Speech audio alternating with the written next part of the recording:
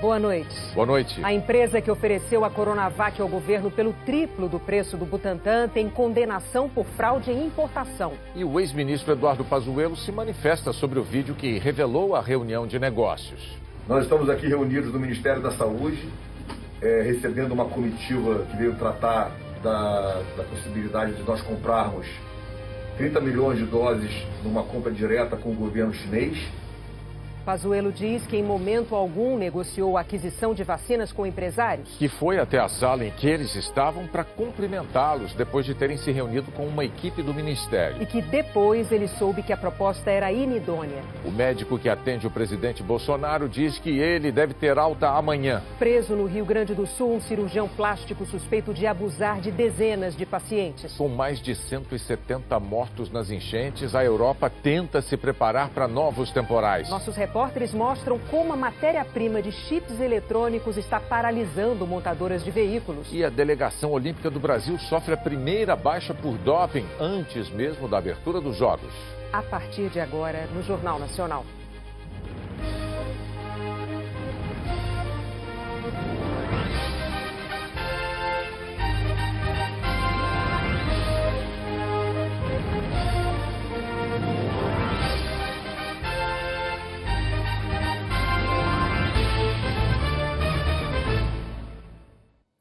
A vacinação contra a Covid no Brasil está completando hoje exatamente 6 meses.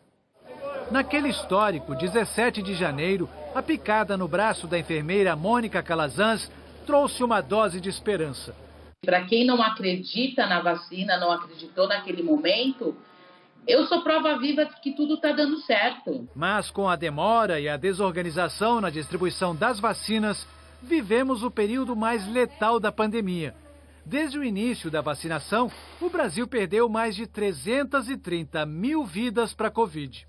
Nos 2 primeiros meses, o ritmo da vacinação foi muito lento. Levamos um mês para distribuir pouco mais de 6 milhões de vacinas. Depois, entre fevereiro e março, foram 8 milhões e 400 mil doses. A partir do 3º mês, conseguimos vacinar mais de 20 milhões em 30 dias. Entre junho e julho, houve um salto. Mais de 35 milhões de brasileiros foram imunizados. Na última semana, tivemos em média mais de 1,5 milhão de doses aplicadas por dia. Especialistas ouvidos pelo Jornal Nacional consideram o ritmo bom, mas ainda pode melhorar. Segundo o Ministério da Saúde, o SUS tem condições de imunizar até 2 milhões e 400 mil pessoas em 24 horas. Primeira mulher a tomar uma dose da AstraZeneca, a pneumologista Margarete Dalcomo adverte que ainda estamos longe de controlar a pandemia.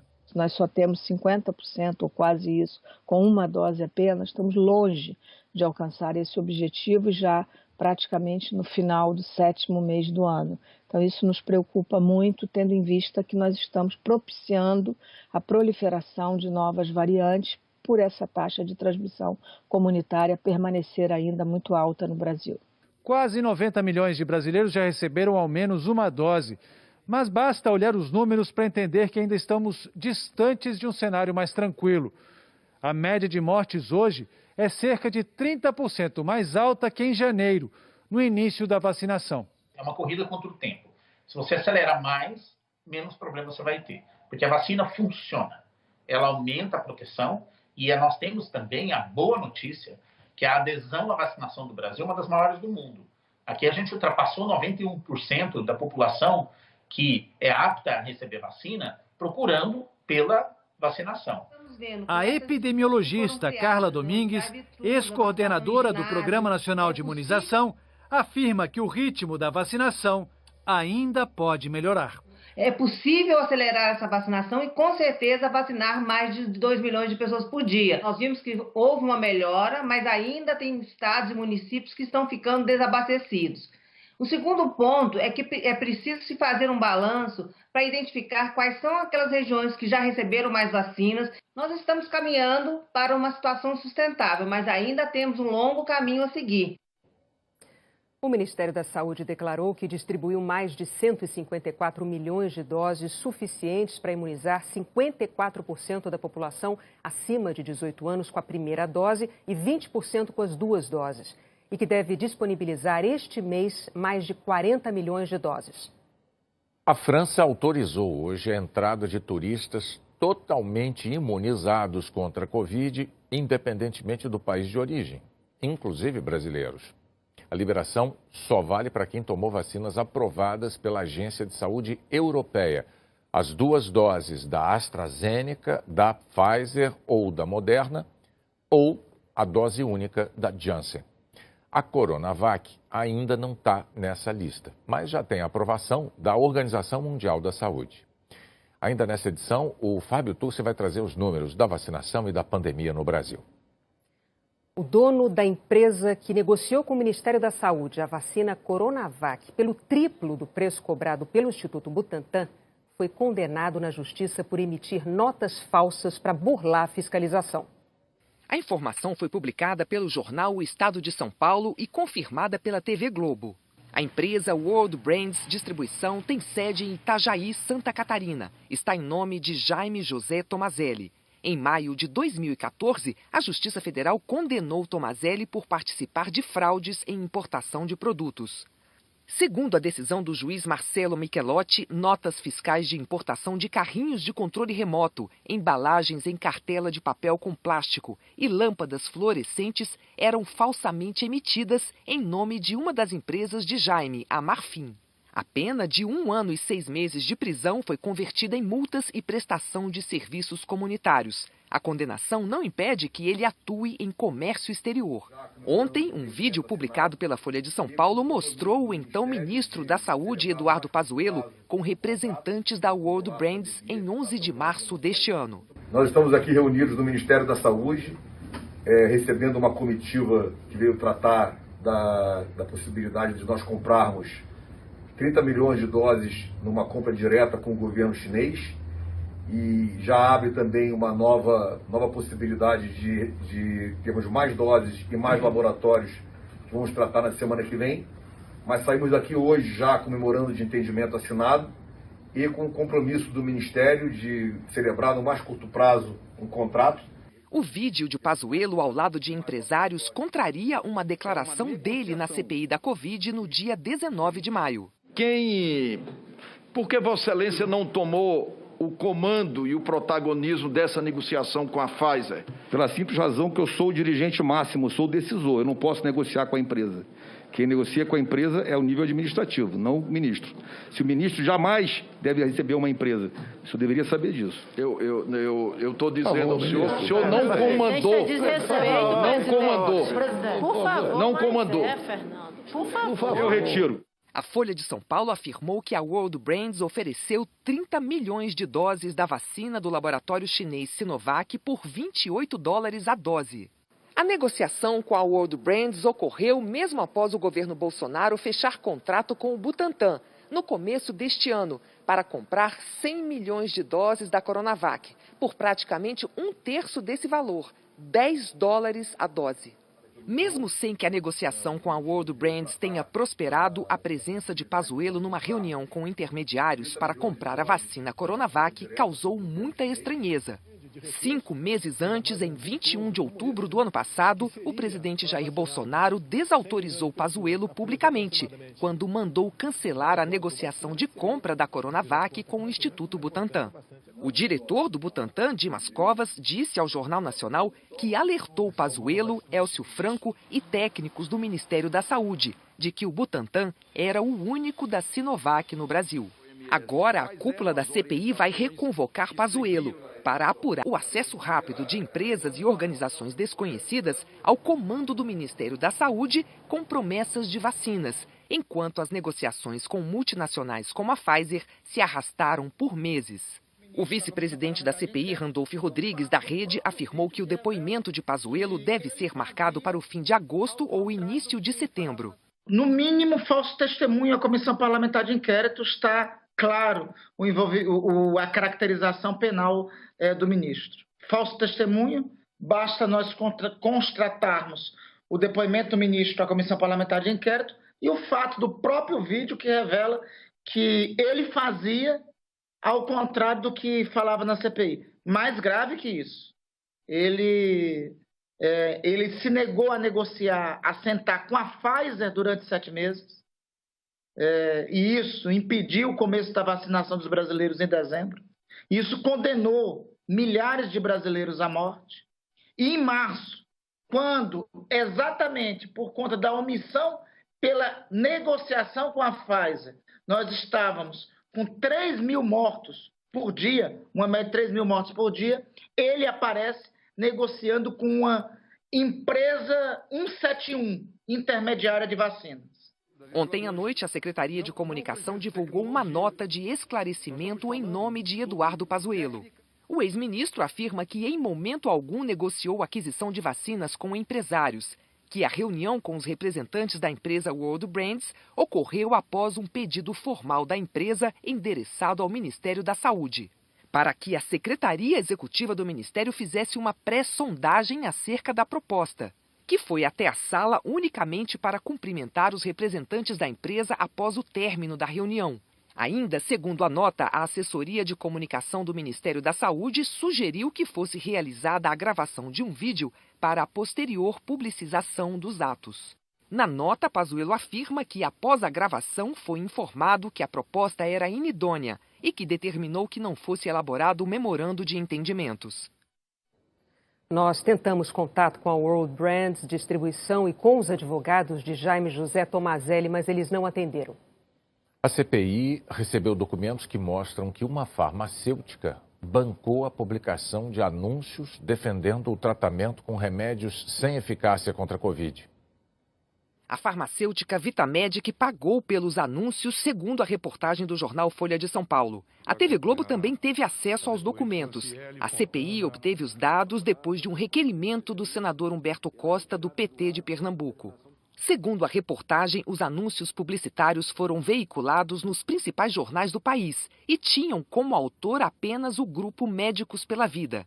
As propagandas defendiam o uso de cloroquina, ivermectina, zinco e vitamina D, remédios comprovadamente ineficazes no combate à Covid-19. O médico Antônio Jordão de Oliveira Neto assinou o termo de responsabilidade para que os anúncios pudessem ser veiculados. Jordão é coordenador da Associação Médicos pela Vida e aparece ao lado de Bolsonaro em uma reunião no Palácio do Planalto em setembro do ano passado. Na avaliação da CPI, a reunião reforça a suspeita da existência de um gabinete paralelo que aconselhava Bolsonaro sobre ações durante a pandemia, com o incentivo ao uso de medicamentos ineficazes contra a Covid. A existência do grupo foi revelada pelo ex-ministro da Saúde, Henrique Mandetta, em depoimento à CPI, mas foi negada por integrantes do governo e por depoentes na CPI da Covid. A Vitamedic é uma das principais produtoras de ivermectina do país. A própria empresa enviou dados à CPI que mostram que a venda de caixas da ivermectina aumentou em mais de 1000%, passando de quase 6 milhões em 2019 para quase 76 milhões em 2020. A Associação Médicos pela Vida não quis se manifestar. Nós não obtivemos resposta da direção da Vitamedic. O médico Antônio Jordão disse que está no hospital com a mulher e que poderá falar sobre o assunto em outro momento. Na pandemia, houve quem aplicasse golpes, quem tentasse obter vantagens no meio do caos.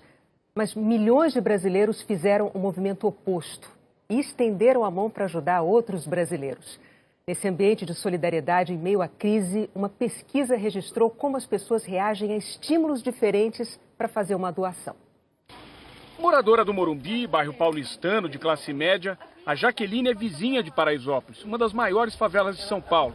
No início da pandemia, ela resolveu ir até a comunidade levar uma doação. Eu abri meu freezer e peguei meia dúzia de marmitas e vim aqui. Quando eu cheguei aqui no pavilhão, eu vi que o negócio era um pouquinho maior.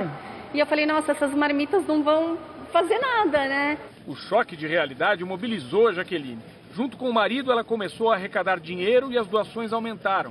1 ano e 3 meses depois, eles descarregam 2 toneladas de comida por mês, que vão para a cozinha comunitária da favela e ajudam a alimentar 2.000 famílias por dia. A pandemia tem confirmado que a solidariedade está no DNA de muitos brasileiros. O que pesquisadores descobriram é que existe uma marca comum entre as pessoas que se propõem a fazer doações. Elas são movidas a estímulos que despertam e fortalecem o desejo de ajudar. E esse estímulo, muitas vezes, pode ser uma simples imagem. Na pesquisa dos especialistas da Fundação Getúlio Vargas, moradores de uma favela do Rio e de bairros de classe média da Zona Sul carioca foram convidados a fazer doações. Depois de receber o valor simbólico de R$10, cada um teve que escolher entre duas causas: projetos culturais ou programas de combate à fome.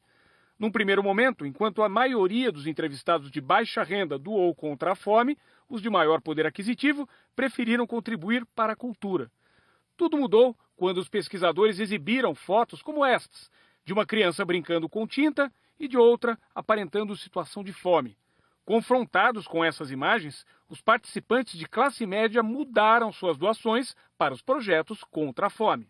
A gente no Brasil entende bastante que há uma desigualdade que é bastante alta. A gente entende também que as pessoas de classe social mais alta e as pessoas de classe social mais baixa levam vidas bastante diferentes. Mas isso fica tudo muito abstrato, principalmente porque essas pessoas tendem a estar um pouco segregadas espacialmente.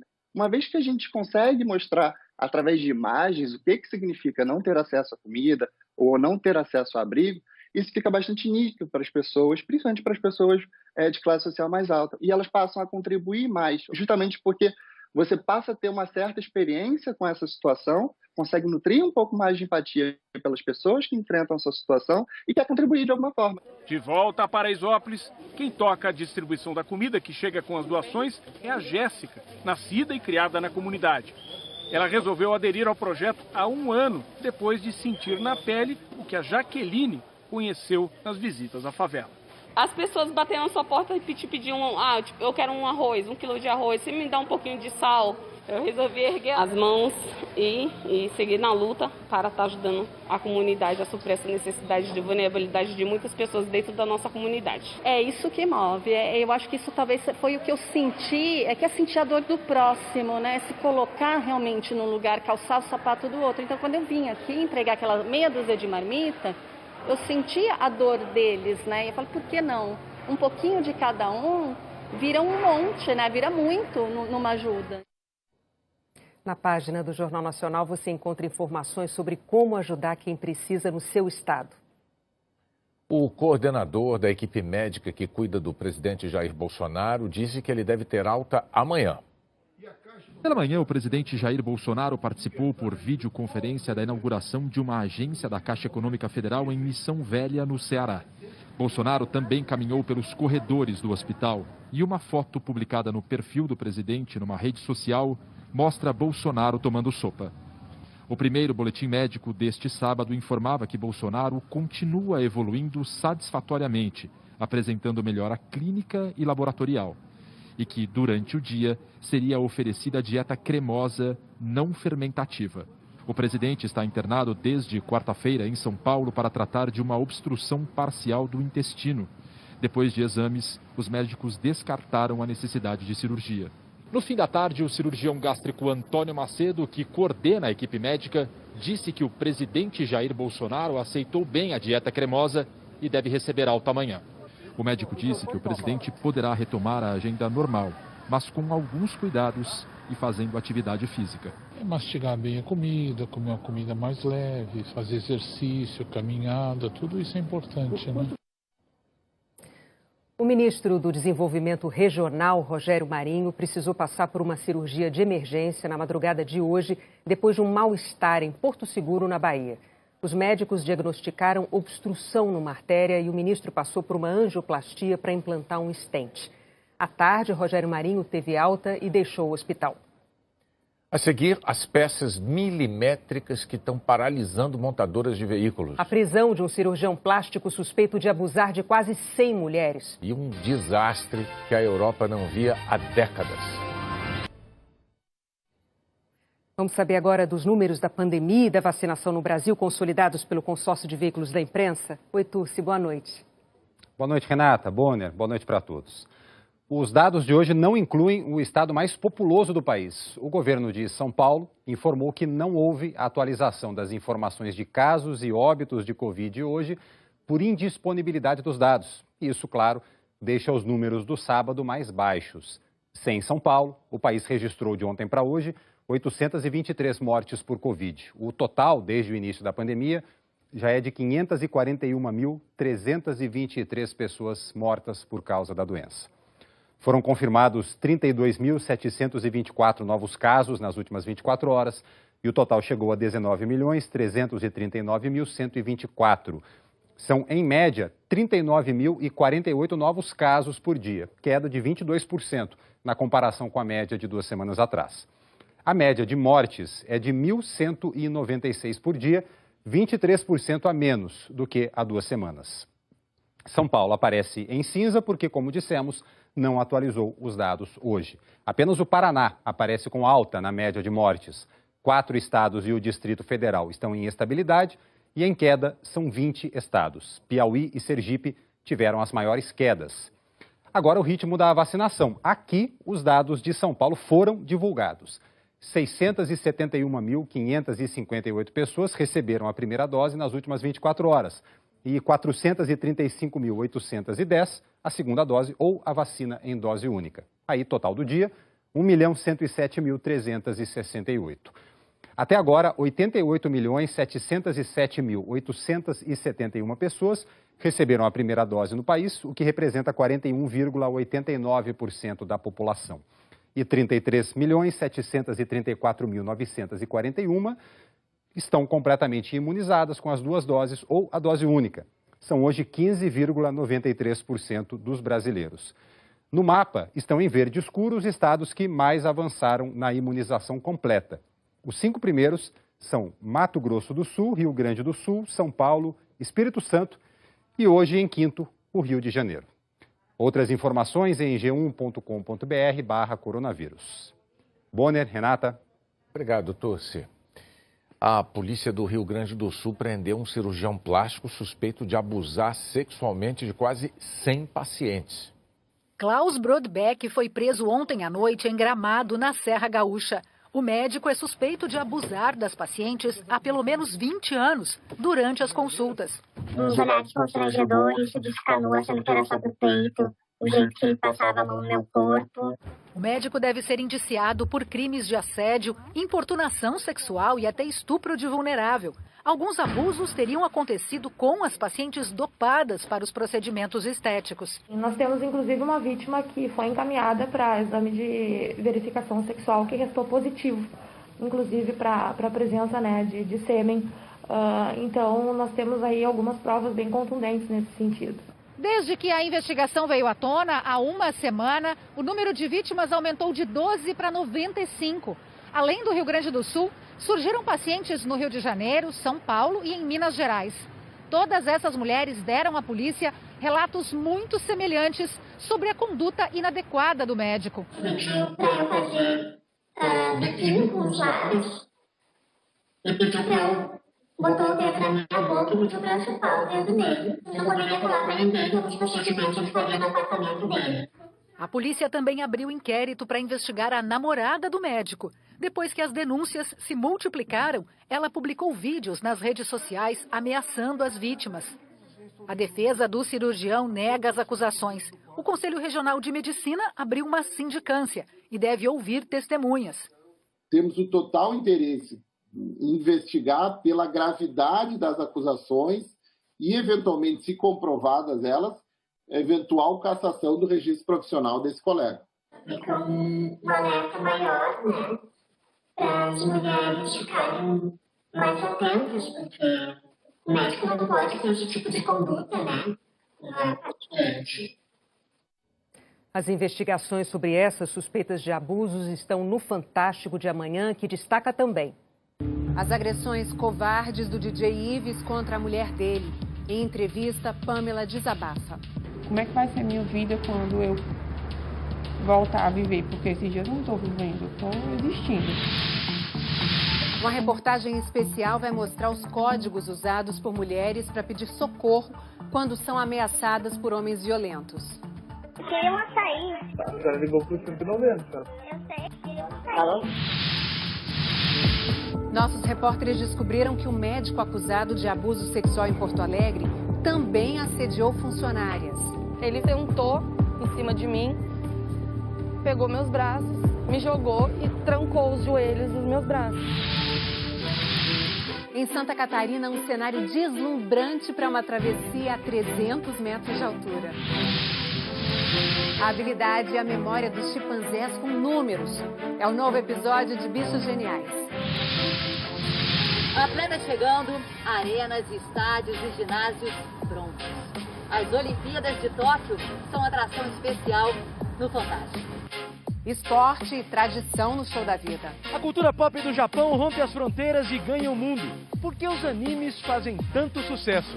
É curiosidade, é fantástico. Amanhã, logo depois da Super Dança dos Famosos. Nosso domingo juntos.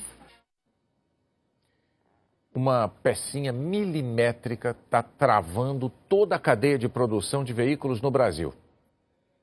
A indústria automobilística quer fabricar mais, mas o freio vem de fora.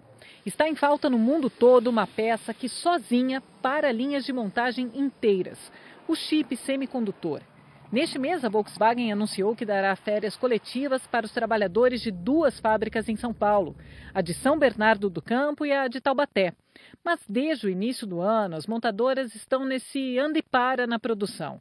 A estimativa é que cerca de 120 mil veículos deixaram de ser fabricados no país. Com a falta de carros novos no mercado, o consumidor foi atrás dos usados.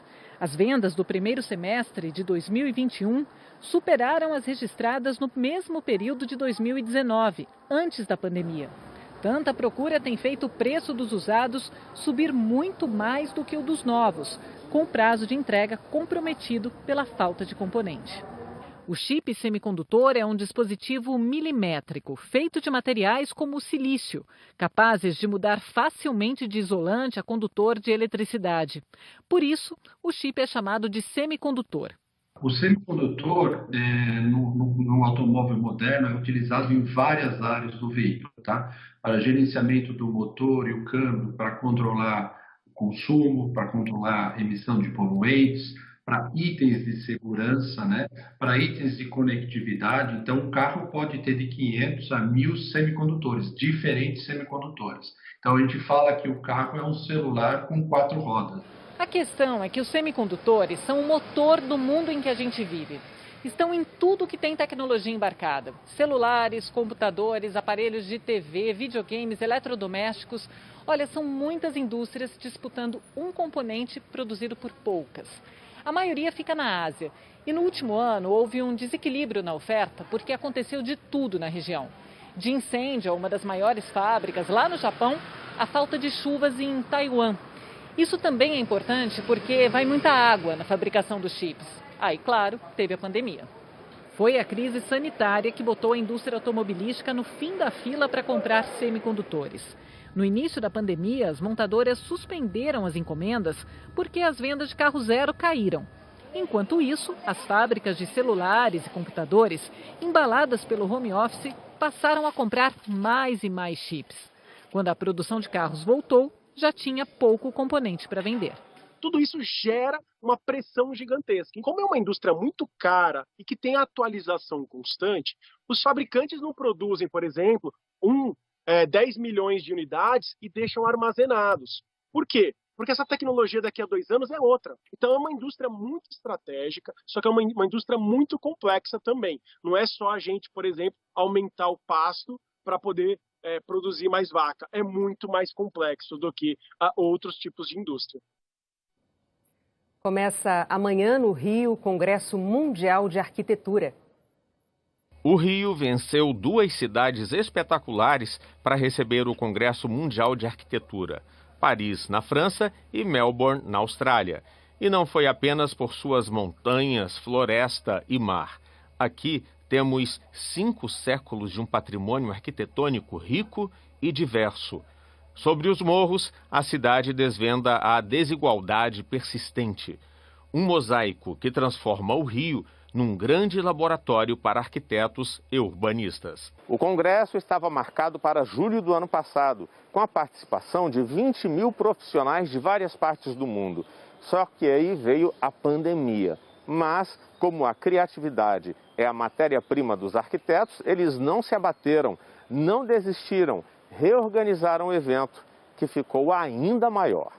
Igor Devetchemy, da União Internacional dos Arquitetos, divide a vida entre o Brasil e a Holanda.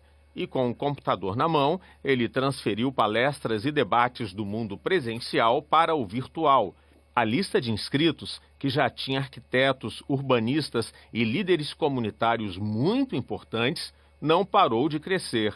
E agora estão juntos os melhores de 195 países de 5 continentes para discutir questões que fazem parte da nossa vida. Se alguém precisa passar 3 horas no ônibus para ir ao teatro, ou se precisa passar 3 horas de ônibus para ir ter uma oportunidade de emprego, oportunidade de lazer, de educação, de cultura, isso não é uma cidade de fato para todos. E o Congresso vem para mostrar isso, que o trabalho do arquiteto é essencial justamente nesses locais que hoje não são atendidos por arquitetos e que deveriam. Todos têm direito a uma boa arquitetura, todos têm direito a uma moradia digna e todos têm direito à cidade. Todos os mundos, um só mundo, Arquitetura 21.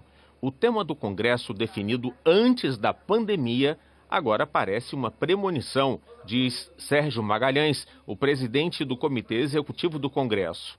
E isso acelera a necessidade de termos cidades melhores para todos. O que nós estamos apostando é que este Congresso no Rio de Janeiro será capaz de ajudar a reconhecer a importância das cidades. Significa dizer que nós precisamos fazê-las melhores para todos. Cidades menos desiguais, cidades com boas infraestruturas, com serviços públicos universalizados, com boa mobilidade, com moradias adequadas, salubres. Enfim, as ideias transformam o mundo. Os países europeus, atingidos por enxurradas, estão correndo contra o tempo para encontrar desaparecidos e para desobstruir ruas e estradas, mas com medo de novos temporais. A chuva deu uma trégua na maior parte das regiões atingidas pelas enchentes. Mas não é hora de baixar a guarda. Os militares participam do resgate também de veículos abandonados ou arrastados. Muitas estradas ainda estão intransitáveis, inclusive as vias férreas. A lama chegou a tomar os trens até as janelas. As buscas por desaparecidos foram intensificadas. Só na Alemanha ainda são centenas. Em algumas cidades, a preocupação dos moradores é evitar que uma nova tempestade rompa mais barragens e varra o que sobrou após as chuvas. Para outros, hora de avaliar os estragos e tentar recuperar alguma coisa. A catarinense Marcela Amandio, que mora numa das cidades alemãs atingidas, teve a casa destruída. Durante a chuva de quinta-feira, contou com a ajuda de vizinhos para se abrigar com a família num apartamento mais alto e até no telhado. As autoridades dos países atingidos já esperavam, neste sábado, um aumento no número de mortos. Já são mais de 170. Na Bélgica, o primeiro-ministro decretou luto nacional pelas vítimas. Em várias regiões, a água não baixa. Na Holanda, foi declarada situação de desastre nacional nas regiões atingidas. Os especialistas garantem que esses fenômenos extremos serão cada vez mais frequentes e intensos e fazem um alerta. As temperaturas vão continuar aumentando, a menos que os governos cumpram as medidas para a redução das emissões de carbono. Coincidência ou não, os líderes europeus aprovaram no início da semana um plano audacioso de combate ao aquecimento global. As medidas buscam reduzir as emissões de carbono em 55% até 2030. E para piorar a situação na Europa, incêndio na Espanha, provavelmente provocado por um cigarro aceso. 350 pessoas precisaram abandonar tudo na região da Costa Brava, na Catalunha. O fogo se espalhou rapidamente durante a noite por causa das altas temperaturas que castigam a parte de cá do continente. Vamos ver agora a previsão do tempo para o domingo em todo o Brasil. Oi, Jaqueline, boa noite. Oi, Renata, boa noite para você, para o Bonner e boa noite para todos. Amanhã uma nova frente fria deve avançar pelo sul do país. E dessa vez não vai trazer chuva e sim muito frio. A alta polar que vem logo atrás desse sistema é mais forte. O ar gelado vai ser responsável por derrubar as temperaturas no centro-sul. E um ciclone extratropical deve provocar ventania em parte da região sul. As rajadas podem chegar a 100 km por hora no sul gaúcho e em toda a área laranja até 90 km por hora. E como as temperaturas devem ficar abaixo dos 4 graus positivos, há risco de geada no oeste de Santa Catarina e em quase todo o Rio Grande do Sul.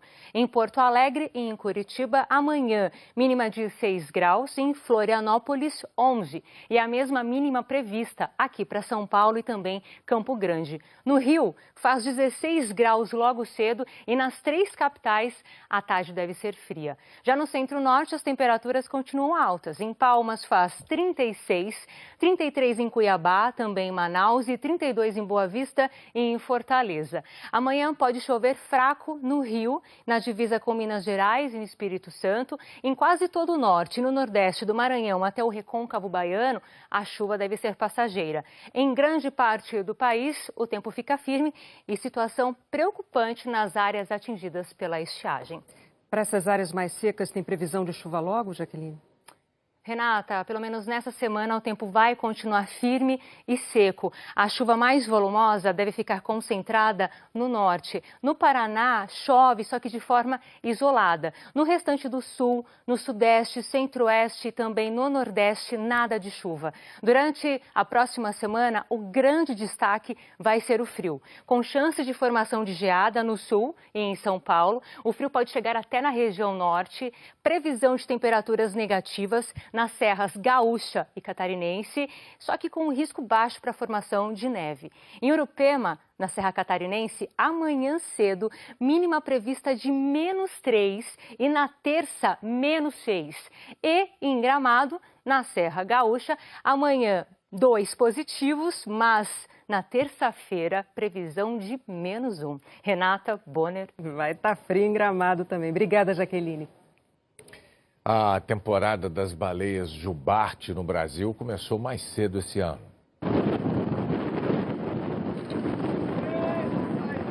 Até novembro, esse espetáculo está garantido em águas brasileiras. Mais de 20 mil baleias jubartes são esperadas na temporada. A espécie viaja milhares de quilômetros da Antártica até o nosso litoral para se reproduzir. E este ano chegou mais cedo. Normalmente, as primeiras baleias aparecem por aqui em maio. Mas desta vez os avistamentos começaram em abril, no sul do país. Pode ser também um reflexo das condições climáticas, das mudanças climáticas que estão afetando a oferta de alimento nas áreas de alimentação delas, né? Então, elas podem estar migrando mais cedo por ter falta de alimento nas áreas de alimentação. O projeto Baleia Jubarte, uma ONG que trabalha para a preservação da espécie, está acompanhando o deslocamento delas pela costa brasileira. A expedição registrou as baleias em Santa Catarina, São Paulo, Espírito Santo. As jubartes já começaram a chegar também ao arquipélago de Abrolhos, no sul da Bahia, o principal berçário da espécie. E algumas esticaram a viagem até Salvador e Praia do Forte, no litoral norte. Esse início de temporada também está sendo de preocupação para os pesquisadores por causa dos encalhes e dos acidentes com redes de pesca. Algumas baleias ficam presas nessas redes e acabam morrendo. O número de ocorrências registrado até agora no litoral brasileiro já se aproxima do total de acidentes da temporada passada.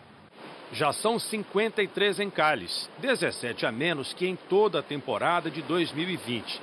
O estado com mais ocorrências até agora é Santa Catarina, com 15. Os especialistas dizem que é uma das consequências do aumento da população de jubartes. A ocorrência das baleias jubarte em maior número, onde tem uma atividade pesqueira muito intensa, onde é no sul do país. Mas, por outro lado, isso remete a uma questão positiva, porque elas estão crescendo. Para evitar acidentes com as baleias, um grupo de cientistas voluntários vai mapear nesta temporada as rotas das jubartes na costa de Salvador. Esse mapeamento ele vai servir para estar auxiliando, né, os próprios pescadores dos locais onde seriam melhor para pescar, né, para a população, para estar assistindo realmente esse espetáculo.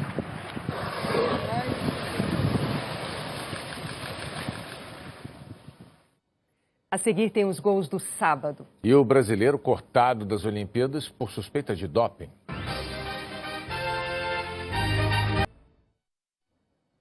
Três jogos deram início à 12ª rodada do Brasileirão. No Morumbi, o Fortaleza venceu o São Paulo com gol de Robson. A partida ficou paralisada por 8 minutos depois que o massagista do São Paulo, Marcelo Silva, passou mal. Ele recuperou a consciência ainda em campo e está fazendo exames no Hospital São Luís, próximo ao Morumbi. Final Fortaleza 1, São Paulo 0. Já na capital cearense, aos 53 minutos do segundo tempo, Wendson marcou o gol da vitória do Ceará sobre o Atlético Paranaense. Ceará 1, Atlético 0. Em São Paulo, Corinthians e Atlético Mineiro. Gustavo Mosquito driblou Júnior Alonso e fez um golaço. Gustavo disse que na comemoração chorou pela perda do pai para a Covid-19. Hulk empatou com uma cobrança de falta incrível. Depois o Hulk fez o segundo dele e virou o jogo. Final Atlético 2, Corinthians 1. Agora os gols da Série B. No Mineirão, Marcos Serrato abriu o placar para o Avaí contra o Cruzeiro. No segundo tempo, Getúlio passou para Renato ampliar. Copete cruzou e Renato fez o segundo dele e o terceiro do Avaí. Avaí 3, Cruzeiro 0. O Cruzeiro só tem 2 vitórias em 12 jogos na Série B. Mais cedo, o Brasil de Pelotas venceu o Vitória com um gol de Vidal, aproveitando a sobra. Brasil de Pelotas 1, Vitória 0. O Remo venceu a Ponte Preta com 2 gols de Felipe G2, um em cada tempo. Dauan descontou de pênalti para a Ponte. Remo 2, Ponte Preta 1. Giovani arriscou de longe e marcou um bonito gol para o CSA contra o Operário. Reinaldo marcou o segundo, CSA 2, Operário 0. Rafael Navarro chutou e contou com o desvio no companheiro Diego Gonçalves para fazer Botafogo 1-0 sobre o Brusque. Thiago Alagoano pegou o rebote na trave e empatou para o Brusque. Edu marcou o gol da virada e se isolou na artilharia da Série B com 9 gols. Final Brusque 2, Botafogo 1. Também pela Série B, Goiás e Londrina empataram em 0-0. O esporte espetacular de amanhã é em clima olímpico. Olá, boa noite para vocês aí no Brasil. O esporte espetacular vai ser ao vivo amanhã, aqui de Tóquio, com a apresentação especial das Olimpíadas. Vamos mostrar os locais de competição. Quem são as estrelas dos Jogos? A preparação das seleções de futebol para a estreia. Na série Atletas do Meu Brasil, como Daiane dos Santos mudou a vida de 3 brasileiros. E você vai saber todos os detalhes da cobertura da Globo do maior evento esportivo do planeta. E tem ainda os 50 anos da despedida de Pelé da seleção. A pressão dos militares e da confederação para o rei continuar. A festa e a emoção no Maracanã. E a música que ele compôs para falar do adeus. É amanhã, depois do Auto Esporte. Até lá. Faltam 6 dias para a abertura dos Jogos Olímpicos de Tóquio e um caso de doping perturbou a tranquilidade da delegação brasileira. Sossego, nenhum fã, nenhuma camisa amarelinha, ninguém pedindo autógrafo ou foto na chegada ao hotel em Yokohama, local dos 2 primeiros jogos. Fato raríssimo quando a seleção vai jogar em qualquer parte do mundo. A gente estava acostumado a ver sempre uma multidão muito grande, mas, bom, a gente entende a situação e é totalmente compreensível. O goleiro Breno, do Grêmio, não veio com o grupo. Ainda na Sérvia, onde o Brasil disputou um amistoso na quinta-feira, ele testou positivo para a Covid e a contraprova não ficou pronta a tempo da viagem para o Japão. Breno, que já havia contraído a doença em junho, está no país europeu aguardando o novo resultado. Já os demais jogadores e comissão técnica fizeram exames no desembarque em Tóquio e foram liberados. A menos de uma semana da cerimônia de abertura dos Jogos, a Covid segue com destaque no noticiário. Hoje, o Comitê Olímpico Internacional divulgou o primeiro caso positivo dentro da Vila Olímpica. O infectado foi um funcionário do local que já está isolado. Durante uma entrevista coletiva nesse sábado, Seiko Hashimoto, presidente do comitê organizador, e Toshiro Muto, diretor-geral, reforçaram a confiança nos protocolos e afastaram qualquer risco de surto de Covid nos Jogos. Nos próximos dias, a Vila vai receber mais de 10 mil atletas. E aos poucos, mais brasileiros vão chegando. Nesse sábado, foi a vez do pessoal do badminton, da esgrima, da ginástica artística e do tiro esportivo. Enquanto isso, ainda no Brasil, Fernando Reis, do levantamento de peso, foi flagrado no exame antidoping às vésperas da viagem. O atleta, um dos favoritos à medalha nos Jogos, embarcaria para o Japão na próxima semana. A Confederação Brasileira de Levantamento de Peso, em nota oficial, confirmou a suspensão provisória de Fernando Reis, após testar positivo para o hormônio do crescimento, em exame realizado no dia 11 de junho, nas instalações do Comitê Olímpico do Brasil, onde ele estava se preparando. Com a exclusão do halterofilista, a delegação brasileira em Tóquio terá 303 atletas. O Jornal Nacional termina aqui. Uma ótima noite para você. Boa noite e um ótimo domingo.